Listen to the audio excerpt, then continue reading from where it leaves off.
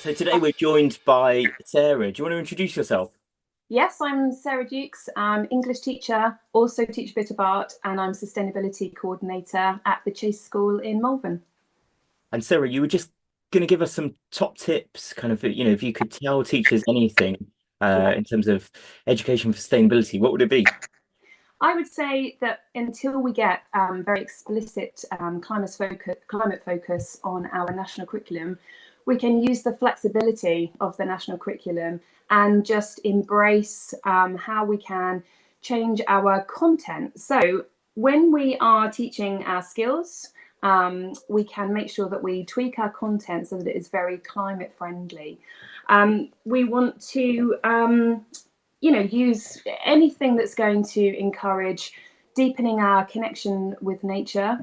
We want to really focus on the climate and ecological crisis, and we want to teach ideas around sustainability. And to do that, we can teach the same skills, but thinking very carefully about the content that we are choosing. So, for example, when we're teaching the skills of persuasion, we can choose a Greta Thunberg speech. She's an absolute gift for English teachers. She embraces all of those elements that we would teach. She is repetitive. She will build extended metaphors, house on fire. She will use emotive language. And her first speeches, that she was the same age as the pupils that we'll be teaching, so instantly engaging. When we are teaching our class reader, we can think very carefully about choosing a novel that's going to deepen people's connections with nature and raise an understanding of the climate emergency. And a brilliant one that we use at the Chase for year 8 is The Survival Game by Nikki Singer, that we have a whole scheme of work on. And not only it's set in the not too distant future, follows the experiences of Maori, who's a climate migrant. So it deals with the two biggest issues of our time, the climate crisis and migration. When we're teaching creative writing, we can choose someone like Dara McNulty, Diary of a Young Naturalist. We can choose extracts from his diary. Again, students' own age, incredibly compelling. Lots of videos of him as well, reading his work.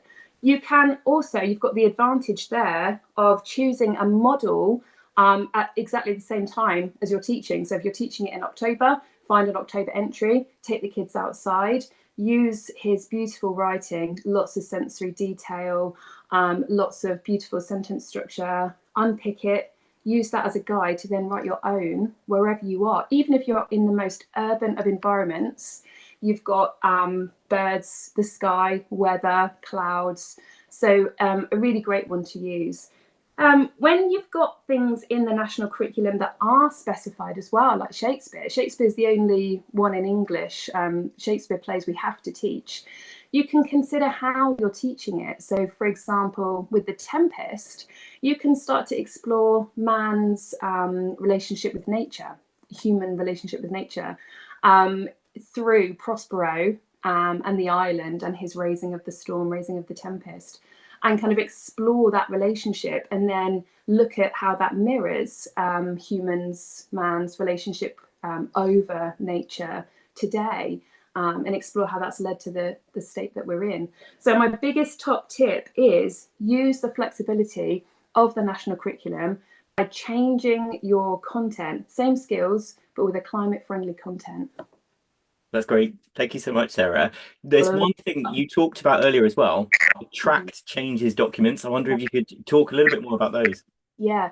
So, I mean, we can use the flexibility of the national curriculum, but even better if we had the explicit references within the national curriculum to make it compulsory to teach worldwide or UK wide. And so the Teach the Future Track Changes report, they've done so much work on, they mimic what the national curriculum looks like, and they keep it the same, but they add very specific elements that bring to the fore nature connectedness, sustainability, and the climate and ecological crisis. And they show really specifically how we can weave that into our lessons. They do it for English, they've done it for lots of other subjects, and they're from Key Stage 2 all the way up to Key Stage 4, with the idea to expand And I'm really hoping that our new government will be on board with that and start to work with the climate education bill to make that happen.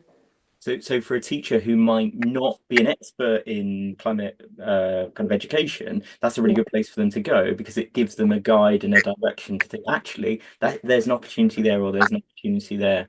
Yeah, exactly. Yeah, it's really good. So it gives you lots of indication, and they offer lots of resources as well, as Ministry of Eco do too. Opportunities to collaborate with other Yeah. departments and other teachers and subjects. Have you got a really good example of actually where you have managed to build Yeah. that? Yeah, lots of good examples actually, and there's so much opportunity for crossover. I mean, we often think about science and geography as being our two main subjects, which they are for teaching climate and ecological crisis and ideas around sustainability and nature connectedness. Something we do at the Chase, we work very closely with music. So our music department, this is just one example, they do a unit of work on protest songs. So whilst we're teaching poetry, we start to look at the poems that deal with nature connectedness in particular, but there are more and more examples of not only nature connectedness, but also the climate crisis. And so alongside our teaching in English of poetry, they're teaching protest songs, and so we start to look at how songs and poetry are similar, and we start to give the pupils time to create their own protest songs, specifically dealing with the climate crisis. And I've got loads of examples from both the students and for actual kind of musicians that you can use. So that's a really good crossover. Also art, we do a whole project on wildlife, local wildlife, and we look at kind of we start to draw outside, take the kids outside. They look at lots of examples, both kind of local street artists who are often using, this kind of links as well with the music scheme, they start to use their art, particularly street art, as a kind of protest. But also William Morris, looking at nature patterns, really accessible. The students love it, and we teach that alongside our creative writing, our creative nature writing in English, so that they start to kind of draw those links, and we make it specifically a specific crossover with our really simple idea, just thinking about the way you're starting and ending your lessons, the starters and plenaries and the hinge questions, starting to kind of draw connections with the skills in art in English. So in art you can start to kind of think about what they're doing in English and use some of those questions for your starter task to link and make crossovers. Does, sorry, I was going to say, does some of that also then link through to creating, I don't know the word you'd use, sort of the outcomes for the students are also things that have real value beyond the classroom? Have you got any good examples where the students have created something that then has kind of been open to the community or has been shared more widely? Yeah, I mean, we try and kind of use every opportunity we can to do that, really. We use our newsletters and we use our bulletin, we use our, we've got a kind of actual eco board, and we've also got a kind of virtual eco board. We use Padlet. So any bits of really good writing, we kind of, we publish. And with the art one in particular, there's the young writers, which your teachers will know about, young writers competition. They often include kind of pressing issues. They adapt their competitions to include nature connectedness or some kind of dystopian writing. And particularly if they're poems, if they're short pieces of writing, you can illustrate them so that you're using your skills from art within your English lessons, and then you can send them off to young writers, and the pupils actually get them published in the book, which is brilliant. We also we look at local organisations that will showcase work. So we've got a really good organisation called The Cube in Malvern, who are always willing to kind of showcase the work. Our art teacher is really good at getting alongside one of the supermarkets in Malvern town. They showcase the work there. So any opportunity where we can show the work, it doesn't even need to be on a grand scale. You can do things like create little, you can get an A4 bit of paper, fold it up and create a little zine with the, song lyrics or poetry or art. And it doesn't even have to be just those subjects. It can just be widened up. So for example, as well in maths have started to use we've got solar panels in, they're using their real data in their maths lessons, and that can then be written up in English as a kind of report. In English as well, we try to include writing for real audiences and purposes as much as possible, and that obviously includes parents, governors, senior leadership team, even the kind of behind the scenes staff, cleaning staff, catering staff, so that all of the skills they're using within the lesson they're putting to real use for their real school and their real kind of area. Yeah. So everything you've described sounds amazing, but there must be some challenges that you've faced. And Yes, you don't lots. talk about them all, but are there any that you think that at the time was a real challenge, but we've kind of overcome it? And anything in that sense? Yeah. There's two main challenges that come to mind, and the first one is time. Teachers are really, really time poor, and so I think if I still find there's loads going on, loads of real positive action going on at the Chase. It still tends to be teachers who are concerned on a kind of personal level who kind of make this happen, because it's not an Ofsted or government priority. If it was an Ofsted or government priority, so if, for example, we had the Teach the Future track changes review made real, if we had to do it, there would happen because we would be held accountable. So accountability is key. So time and accountability are the two main kind of obstacles, I think.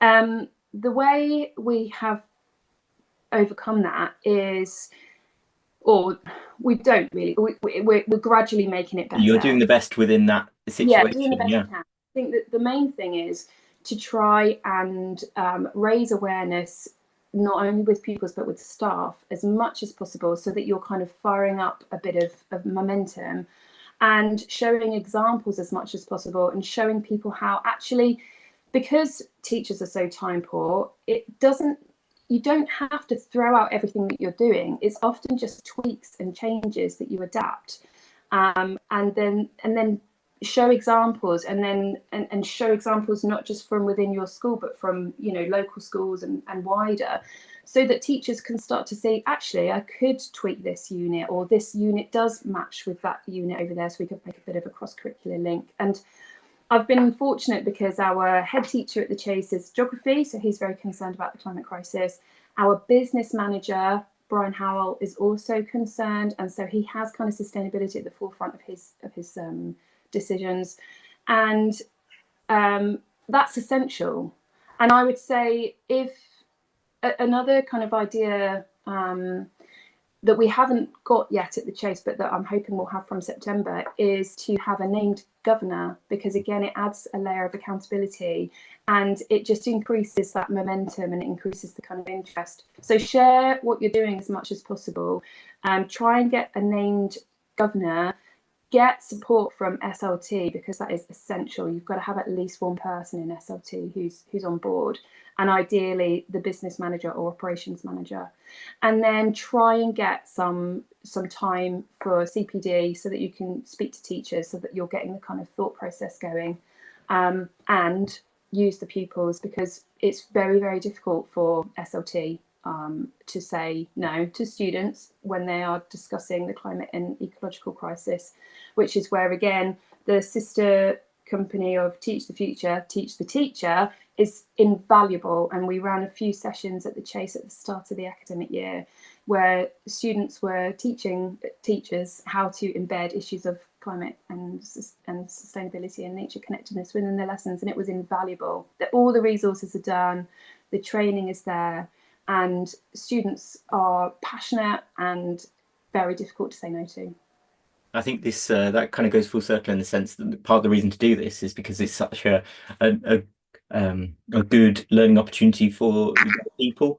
And Yeah, the part of the motivation to do this is to say, actually, this is an opportunity to really extend and develop and build something in the yeah, children we're teaching, yeah, but above and beyond anything else. There's one, I want to take this in maybe a slight tangent. yeah. Um, so thinking about this on a more personal level, how important or the impact this has had on you as a teacher, both in terms of your motivation and kind of almost to the extent of keeping you in the post. How important is engaging with this, prioritizing this, and having this as an aspect of what you do as a teacher in the kind of bigger picture? Oh, absolutely incredibly important. It's so, it just, it's, it's a crisis that is so distressing and upsetting, and it's just like I feel very passionately that we have to empower students so that they don't feel helpless. They've got to feel that they can do something no matter how small, because it's it's such an upsetting crisis situation that we're in. As an English teacher, as an art teacher, as a teacher, as a human being, as a mom, as a person, as I just, it's the most important thing, it's it's incredibly difficult at times to stay positive and to keep going, because often you have so many setbacks, and that it feels overwhelming, and there are situations where there are times where you feel that you're making such a minute difference that it's, there's a really good Simpsons clip that I often think about, with Lisa suffering from climate related kind of anxiety, and she's just, she's so overwhelmed, and then you've got Ralph Wiggum, who's just sticking a pencil up his nose and completely, clueless, and it's really funny, but it's really true. It's like the range of responses and the range of engagement and the range of knowledge that you have in a school with pupils and with staff, it's overwhelming. And I think sometimes you can, you make connections with like-minded people, and you sometimes forget that you're doing loads and it feels really positive, and then you see a news story and you think, oh no. And as an English teacher, the use of language that we're using is, I find, continually fascinating, because we have used the word emergency and crisis so much that it just becomes hollow. But it is an emergency and it is a crisis. And this is where, when I'm talking about how we kind of, the lens in which we're teaching specific things is so important. So this is why I just love the Greta Thunberg blah, blah, blah speech, because she almost takes, these kind of leaders, the adults, she takes their promises and their words and their pledges and their use of the word climate, and she just turns it around and says it's all blah, blah, blah. Like, what does it mean? So I think it's like a kind of roller coaster of emotions continually, and I think that's why, I'm really hoping that with the Climate Leaders Award and with the kind of action plans that are being expected in schools, I hope that a climate lead, a climate role within schools will become compulsory. And I hope that then that turns into sustainability steering groups, so that it's not just on one person's shoulders in school, and that schools start to change so that holistically they're working together, so that people don't feel so isolated. Yeah, that's maybe another important bit is I think how important is um, sort of finding your tribe and the relationships and connecting with people. But Oh, it's so important. Yeah, so important. I mean, it's you know there are pockets of brilliance everywhere. I mean, Ministry of Eco. This is a really good example. So when I did the climate teach meeting, just had it as an idea, and then you immediately got in touch and said you can help and you could host it, and it just was like, oh great, and it just it just starts to forge connections. And I love your maps recently. you know, showing the UK and or everything going on, because it just makes you feel like there is real change happening. It makes you feel very connected and not Within the English community as well, though, I don't know how that's come about. Like, how have you connected with so many other English teachers who kind of share the same yeah, enthusiasm, passion? yeah. So I think saying yes to every opportunity when you kind of, you know, Twitter's pretty good. I had to give Twitter a bit of a pause around the elections because it's quite overwhelming, isn't it? But it's a really good place to kind of find like-minded teachers and like-minded educators, and then you get kind of opportunities to speak at events or, you know, go and network. And I would say just take everybody up on that, because you do then start to forge connections. I've got kind of local school connections in Worcestershire, but also UCL, Mhm. you know, sustainability and climate change section, with the linked schools there, and Milton Keynes had a little kind of network, and yeah, so Bristol and University. So I would say just it is so important to try and keep those connections going. And I think we've talked before, I think, about how sometimes that feels overwhelming because you don't know where to start. And I Yeah. think that what you're doing in Ministry of Eco to try and draw it all together and have one hub where you know that that's a good starting point that will lead to lots of other things is really important too. I think also what you're touching on as well is that, and you've kind of described this as well, is that there's no one solution for every teacher, that it very much is subject specific, location specific. It's kind of even just your personality means that you might be drawn to one thing more than another. And I Yeah, think that's something important to acknowledge is to say, yeah, you know, just because it works, well, this is true of everything in education, just because it works for one person in one yeah. place doesn't mean it works for everyone. That's right. Yeah, that's right.